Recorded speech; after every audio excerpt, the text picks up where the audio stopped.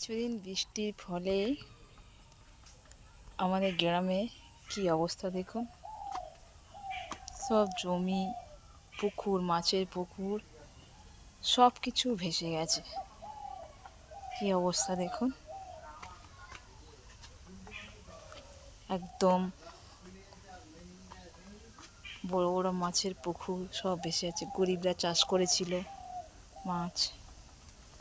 এই একটা গরিব মানুষের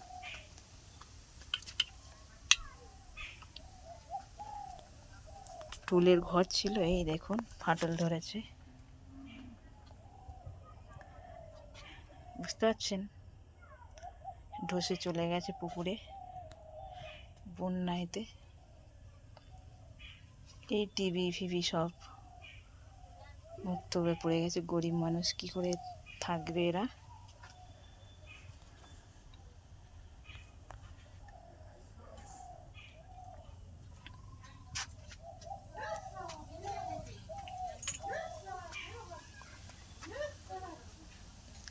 আর কিছুদিন বৃষ্টি বৃষ্টি হলে পুরো পুরো ফসল সব নষ্ট হয়ে যাবে।